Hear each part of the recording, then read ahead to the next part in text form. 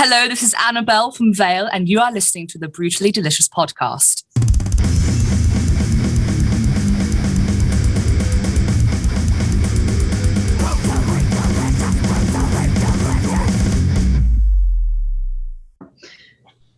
So today we're going to talk to a horror metal band called Veile, and they are like partly from the UK, partly from the Netherlands, got some familiar people in the band as well, so looking forward to hearing what they got to say. Yeah, quite a pedigree. I mean, we've got Charles from Mayhem, Annabelle from, I'm going to butcher it, Devilment, although I'm very famous for saying Devilment. Devilment was right.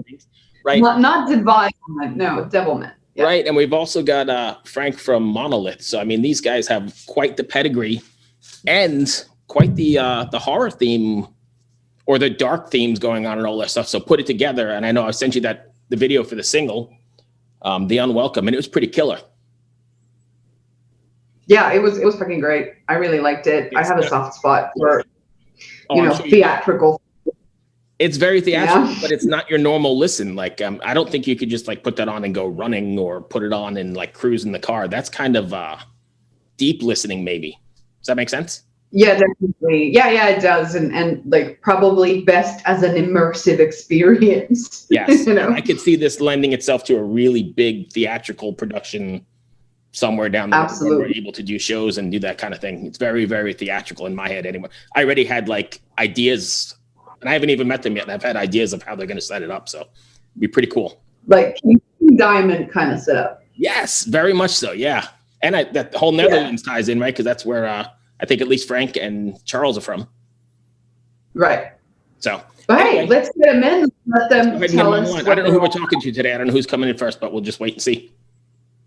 Yeah, so it was super scary music, obviously. Scary. Yeah, no, I love the horror metal scene. It's awesome.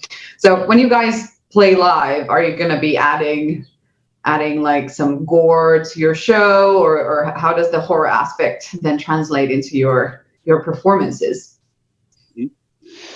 Well, current times, of not being able to perform live gives us a little bit more time to develop our live act, because as you can hear, the music has a little bit of a theatrical touch to it. So I would imagine, and we've been talking about the show, but we haven't played live yet because we're a new band. So we're developing the live show as we go along, and the first ideas are also to make it kind of a theatrical setting, because the music is really storytelling, and I think that lends itself for a storytelling kind of show as well.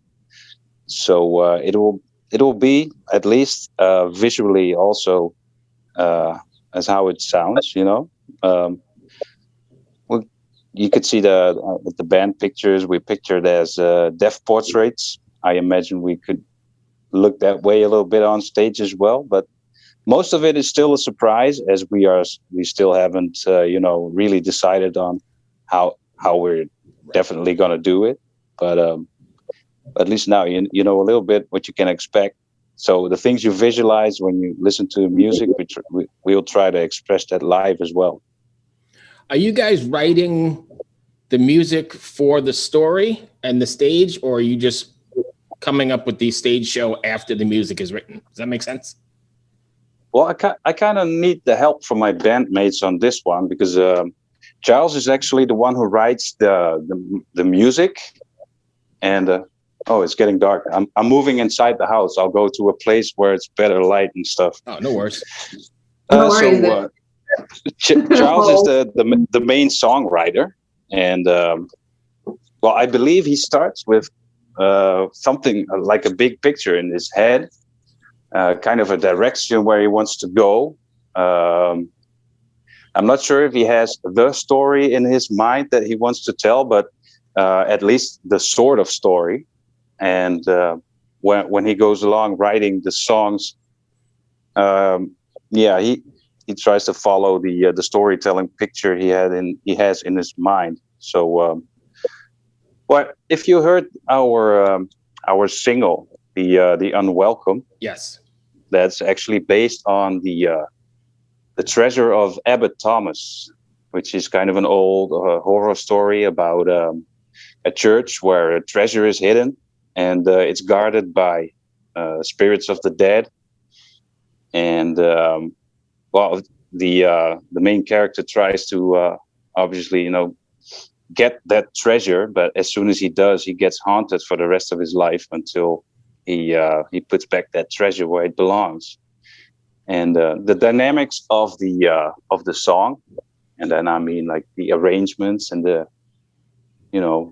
ups and downs in the song, kind of follow that story. If you It's will. very, and I don't know, this is not meant in a bad way, but it's very chaotic and at times as well. I mean, I guess that was intentional part of the writing. You mean chaotic as in the following up of different musical parts? Yes. Or yeah, it's most of it might not be logical at first listen, right? And I think it takes a couple of listens to get into the cadence of the stuff. So it's not just one tempo. It's what you hear a lot in extreme metal, of course. That's when the song is written in one certain tempo, for instance, 240 BPM, and all the variations go on that tempo. Then you have a fast part and then a slower part, but you can still count 240 BPM. But then you got Annabelle's vocals layered over the top in that weird, haunting way, and it's stunning, striking, I guess. Yeah, and that was actually really cool for me too, because when I recorded the drums, I hadn't heard any vocals yet, which is pretty cool. I follow the music when I write my drums, and I try to emphasize certain accents, help with the build-ups, that kind of things. And then when she did her vocals on top of it, obviously she already knew what she was going to do, and Charles knew what she was going to do. But I was also surprised by the variety of vocal styles she encompasses, and the way she uses it to emphasize the story and complete the music. Yeah, absolutely. And I found out I can still listen to the single myself as well. Usually I get bored really fast with listening to my own music because I know it in and out. Right. But in this case I don't. So I can still listen to it and discover new parts in the music. For instance, a little detail of a violin somewhere that I hadn't heard before. Or when you focus on one of the layers in the vocals, you get a different experience than when you focus on the main layers of vocals, for instance. So you can just keep listening to it and find out new stuff. I think that's really cool. So then I'm assuming, sorry, Riina, I'm hogging the conversation, but I'm assuming that no worries. You weren't all in the studio together then? It was done pretty much remotely? Yeah, it was done pretty much remotely. We actually got together for the first time when most of the stuff was already recorded. And that's also one of the advantages of this day and age, of course, because we have a lot of video meetings and chat meetings to catch up, and that's so from a distance we we tell each other what we have in mind, and then we agree upon the bigger picture, and then we just go, Right. Riina? So if I go off, just tell me, because I have a tendency of taking a question and then drift off to something else. No, we're good. I like that. Yeah. Okay. This is what this entire show is about, so don't worry. We never know where we're going to end up. Riina? Yeah, that's all interesting stuff. And yeah, Annabelle's voice was extremely theatrical, and I can completely vouch for everything that you just said about how she uses her voice, and that was awesome. So I just really wanted to highlight that. It was really cool stuff. Well, I don't know, but have a lot of questions because it like you've basically Laid it all served a very full platter of answers already. Oh, well, you don't hesitate to ask the question again, because I might be able to elaborate a little bit more about certain stuff you want to know. So I would say fire it up. I know the lockdowns are starting to come away, or at least over here in the US in some places. Are you guys planning on any shows yet, or half shows, or whatever they're doing, like half attendance kind of things? No, actually, we don't have any concrete dates we're focusing on. That's also, I guess, because we hadn't started booking shows yet before everything closed down. And what you get now is obviously all the stuff that got postponed that was already planned. Yep. That will happen first. So sure. I could imagine it's going to be a while before we see any stage. I think promoters are going to have a hard time here once everything opens, because everybody's got to get back on the road, right? Yeah, definitely. And then there's going to be like a flood of shows maybe in towns. I know I'm thinking here in Richmond, I imagine there's going to be like massive shows to choose from, because everybody's got to get out and make a living. Yeah. Personally, I think what will happen first is that most shows will be national. So I think that's the first to start again. And that's, for instance, here in the Netherlands, I don't think when anything opens up, I don't think we're going to have a lot of international bands coming in yet. Right. Because the hardest part will be the traveling and every country having their own rules, for you got to have negative tests with you, or you got to have the vaccine in your body or whatever. And every country has their own rules. So at first, I think it's going to be mostly weekenders in everybody's own country, how boring that may sound, but maybe a lot of people will discover what cool bands they have in their own country, actually. And that would be nice.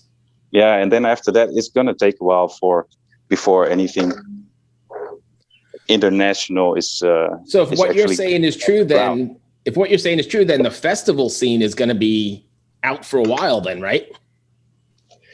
At least it's going to be different, I think. I'm not sure if anything's really going to happen this year on that part. I know there have been dates planned, but yeah. Oh, it looks like Annabelle's here. I'm going to get Annabelle in. Oh, we have an extra. Yeah, it just popped up. Oh, right. I don't see her yet, but if you see her, Annabelle, how are you? Oh. Hey. Hello. I see buttons. Let me push all the buttons. Hey, how are you? Hey. Aha! I did it. There's my partner Riina up in the corner. Hey. And I'm assuming you know Frank. Who? Who are you? Hello? Well, thanks for joining us. I appreciate it. How are you today? Right. Oh, alive and well. How are you? Doing all right. Good, jolly good. Getting to know Veile here a little bit. Oh God! Well, you're in for what day is it? Interesting evening. What day is it? I was trying to hold the fort a little bit, but I'm happy you're here. I think Frank did a perfect job, but let's go back real quick, if you don't mind, Frank. I'm going to shift to Annabelle here for a second, because we were just talking about those vocal lines and how they're hauntingly layered over a bunch of chaos almost. How did you come up with that, and how does it tie into your interest in the horror scene or whatever? Well, very much comes from my own madness, really, that a bit. That's the inner workings of my mind.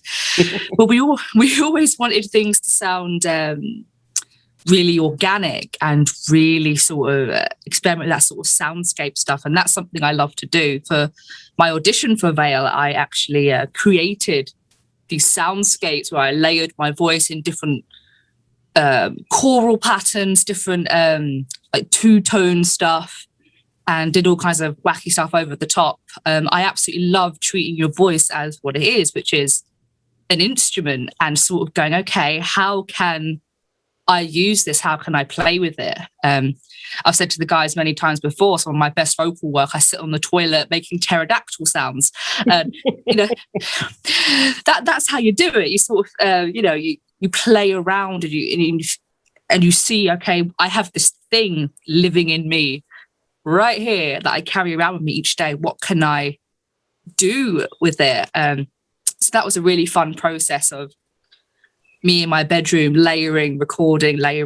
And I think it really fits in with that multifaceted horror, especially that organic vibe of a real human screaming in your ear rolls. Oh, yeah. Said that very London, screaming in your ear rolls. It's Sometimes I don't understand what she's saying, but that's because I'm Dutch, I guess. It's okay, Frank. I don't understand what I'm saying half the time. I think that's part of the charm, apparently.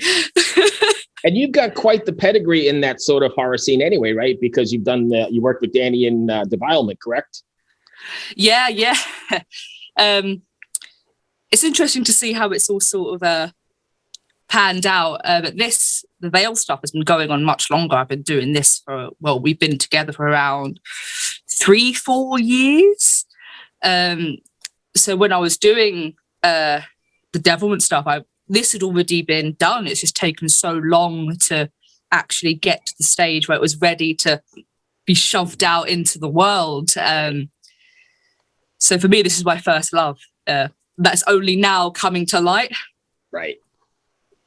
Riina? Bruce, I have to point out that did you again just horribly mispronounce the band name? Did you just call it Devilement? Isn't it Devilment? Yeah, but Devilement sounds exactly how the Queen of England would say it. All right, so there we go. I'm not too far off. Hey, Charles is here. Is he? Yeah. Where is he? Oh my God! Is he? Oh. Hang on, Comes a band meeting. This is almost like a real life studio where the musicians just pop in one after another. It's like, oh, look who's here at the door. Hello. Charles.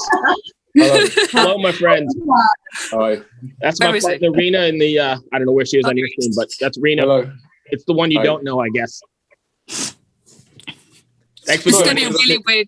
It's going to be such a weird thing to say. You're the only other Riina I know. My mum's called Riina. Not that that's relevant in any way. Yeah, my mum's called Riina. She's Italian. She's called Riina, and I've never encountered another Riina. So this is very exciting for me. Does she have one eye or two eyes? One.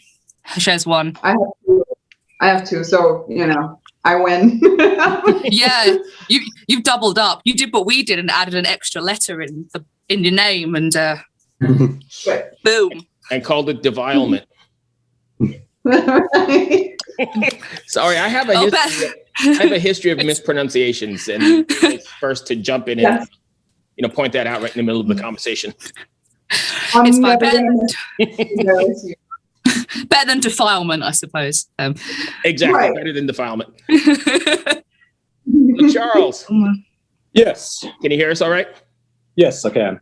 Can you hear me? I hear you're the mastermind behind the whole project. How did it come about outside of your mayhem thing, and what was the catalyst to put this together? Yeah, basically, I had some ideas that I'd been playing around with for a while, and I didn't really know what to do with them, but I kind of had the sense that I wanted to do something. And they didn't. None of these ideas really fit with obviously with the mayhem stuff. And I knew this drummer in England who plays for Winterfilleth, and we were going to. Originally, I spoke to him, and the idea was that we were going to put the project together and just try to do something with it. And we knew vaguely it was going to be some kind of thematic project, some sort of storytelling thing. We weren't too sure beyond that, other than that we knew we wanted to sort of incorporate some elements of traditional horror and certain historical aspects and that kind of thing. But it was a very vague concept at that point. So then we started to think about what to do next, which was obviously to find a vocalist. And then we thought once we had a voice, we would have a clearer idea of where we maybe could take the whole thing. So we put out a very vague call for a vocalist. We didn't know if we wanted, a clean singer or a screamer or what, really. We didn't have a clue. And then when Annabelle auditioned, that it just immediately is set off a thing, that we just knew this is where we want to go with this. This is how we want it to be, because it's nothing really. It's not, it's not really. I don't know where it fits generically, which is great because that's exactly what we wanted it to be. It's not your typical sort of female-fronted metal, and it's not your standard black metal or death metal or any of that kind of thing. So it was a very organic evolution, to answer your question. There was no real idea behind it at first, beyond just a vague sense that we wanted to do something a little bit different and something that was interesting for us. But then he left the project, so I guess it wasn't that interesting for him. And then we found Frank and just got on with it, I suppose. Okay, Riina. So what would you say the goals are for this project? We don't really know. We talked about this a little bit the other day because it started to feel like maybe it would be a good idea to have some sort of aim. And so we started to talk about that. And I think we had this sense that we want to do something that maybe crosses over into other areas of art. I don't know what that would involve yet, but maybe some elements of theatre or of I don't know. But there's a vague sense that it might be cool to try to overlap it with some other areas of art and try to push it in that direction without sounding too pretentious, but just to do something a little bit more than just playing shows and just being a metal band, something that can take us to some other spheres and some other audiences. I think that's kind of what we're thinking at the moment that we'd like to do. Whether that will work or whether we'll be accepted or whether we'll have the opportunity to do that remains to be seen, but that's certainly something that we would like to explore. And when it comes to releasing music, we obviously have a plan of releasing more than just the single. So behind the scenes, we're already working on release schedule for the rest of the year. So at least what we can say now is there will be more. Are you planning on the single model, so a new single here and there instead of the traditional EP or record? Not necessarily instead of, but I think that a good first step to show people what you got and the fact that you are there and what you do is to release a few singles before going into an immediate full length or anything. And I think sorry, go on. But I don't think it's going to be singles exclusively. I think the music business model has sort of changed though anyway, right? Because people like my son's age, 17, 18 years old, they're not going out and buying records like we all did, or I assume we all did, and listening to them. They're just downloading like one song at a time for 99 cents or whatever. This is absolutely a discussion that we've been having about that, about how we're going to work with releases. And I think initially the idea is to do the single thing. But as Frank said, we have some plans to release something, some other packages and hopefully some physical releases and some cool stuff that's worth owning, beyond just the like you said, the downloaded music is great and everything, but it would be nice to give people something to hold and something to something that's physical and tangible. Yes. As you can hear, we are all about storytelling in our music and stuff, but we are writing our own story as we go along. So I'm going to get to Riina. I'll let Riina jump in, but I keep hogging the conversation here. Charles, I asked Frank this at the beginning or somewhere in the middle here. When you were writing, did you have the storyline all set and stage props and everything already in mind when you're writing this whole thing? Or is it evolving as it goes? Or are you just writing music first? Or it's evolving as it goes, but it starts generally with some musical ideas that are just like sketchpad ideas, and then once a structure comes into place, we generally then start to talk about ideas, the stories behind the ideas, and once we know that, then we can fill in all the rest. And I think there's always a sense of some sort of visual element to it, right from the early stages. There's always a sense of what the song should represent and how it should feel. And I don't think we've got as far as stage props, but I think for the most part, because all the songs are so clear in their theme, or at least to us, by the time it gets to the audience, they're a little bit obscured, but we know what the songs are all about. So the stage props and that kind of thing will suggest itself. There won't be a huge amount of work to do in the concepts behind that, because they're all in the songs anyway. We do get image folders though. We're like, when I start listening through, we have a shared drive folder where each track we will start uploading images that evoke from that track or whatever story we're trying to evoke. Because I'm quite a visual person, so that's how I sort of process what's going on. And we'll talk about, but every time Charles has given like a starting point, like a sketch pad, there's always been a name attached to it or a theme or something. Right. And it's quite collaborative from there on out. We all sort of shred it apart a bit, and it's a bit like sort of storyboarding in a way once we get going with it. And certainly when we start sharing the images and sometimes it can be stories like folk tales or whatever it happens to be.